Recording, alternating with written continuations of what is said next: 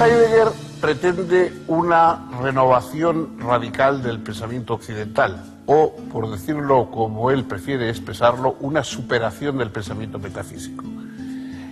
Para él el error de la metafísica, y que se remonta hasta los orígenes del pensamiento, es una confusión entre el ser y el ente. Una cosa es el ser y otra cosa son todos los entes que son. El hecho, ese hay, que es el ser, es completamente distinto a todos los hechos, a todos los seres que son. Y el pensamiento ha tratado de fundar los entes en una especie de ente superior que ha confundido con el ser. Dios, la naturaleza, la sustancia, también son entes. Es decir, en cualquier caso, no importa qué ser, digamos, de los reales y conocidos señalemos, siempre es un ente y nunca es el ser. Evidentemente esta es la diferencia ontológica que señala. Hay una diferencia ontológica entre ser y ente, que es lo que debía ser la base de la metafísica, pero que la metafísica olvida. La metafísica se queda con los entes y olvida el ser. Potencia al ente y magnifica algún tipo de ente y sustituye el vacío del ser con esos entes digamos, superiores, que cree que son superiores a ser un ente, cuando en realidad son entes como cualquier otro, ¿no? ¿Qué es el ser? Bueno, eso no queda absolutamente nada claro.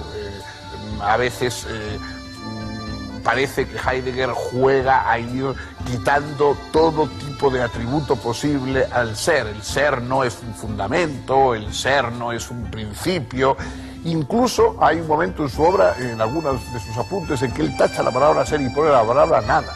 Es como si el ser equivaliera realmente a la nada, en su falta de atributos, etc. Es un pensamiento abstruso, pero señala ahí un latido hondo metafísico.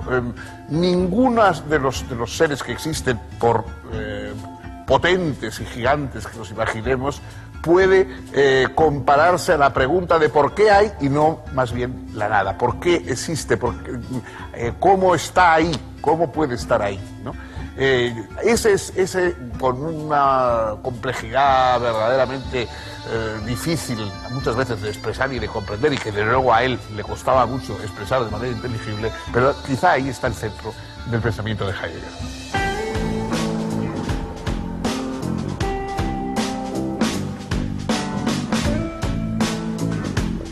Después del fin de la Segunda Guerra Mundial, Heidegger dio a conocer su Carta sobre el humanismo, en respuesta a algunas afirmaciones del filósofo francés Jean-Paul Sartre. Luego, en lo que se ha entendido generalmente como la última época de su pensamiento, Heidegger interpretó el ser en el mundo de los hombres como un habitar poéticamente el mundo, y propuso que la filosofía se aproximase decididamente a la poesía como un modo de no renovar el olvido de la diferencia entre ser y ente, la diferencia ontológica propia del pensamiento metafísico.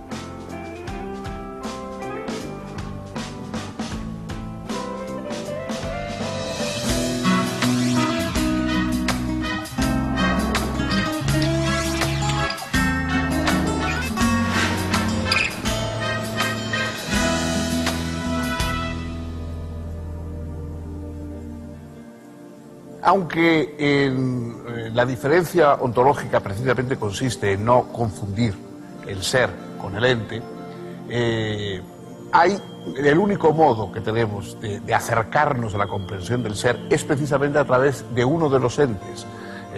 Y esto es la base, el contenido de la obra más importante, más famosa de Heidegger, y quizá una de las obras sin duda más importantes de la filosofía del siglo XX, que es Ser y Tiempo.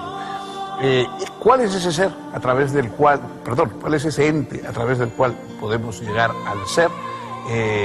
Es el Dasein, dice Heidegger. El Dasein, a veces se traduce como el ser ahí. Una de las dificultades, acoto, una de las dificultades que tiene el pensamiento de Heidegger es que está constantemente inventando términos que no se utilizan en la lengua común, combinaciones de palabras, usos distintos de palabras habituales, y sobre todo inventando neologismos que hacen que, claro, su filosofía pues, sea especialmente desconcertante porque no recurre a términos comunes. El Dasein es algo así como el ser ahí, como el ser arrojado a la existencia, como el ser que no tiene más remedio que ser, como el ser cuyo destino es ser, y ese es el hombre.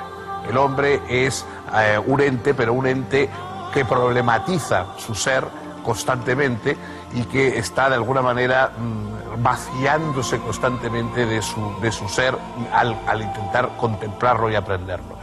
El Dasein, el hombre, pues queremos decirlo de algún modo, el ser ahí, es consciente de que brota de la nada, de que viene de la nada y que está constantemente como flotando en la nada. Eso produce en el hombre angustia, y esa angustia es la revelación de nuestra auténtica condición.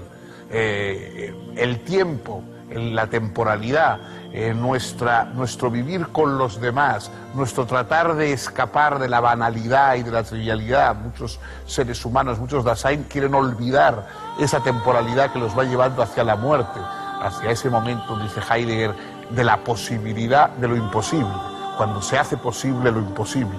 Entonces, vamos avanzando temporalmente hacia eso, pero queremos mirar hacia otro lado, queremos distraernos, queremos frivolizar. Heidegger exige una toma en consideración auténtica de nuestra temporalidad mortal, y eso sería lo que nos diera un destino, que nos levantara frente a la mediocridad de la rutina vital contemporánea. Asumir esa temporalidad sin subterfugios ni distracciones es lo que nos permitiría apropiarnos realmente de un destino que nos salve de la mediocridad y de la rutina de la época contemporánea.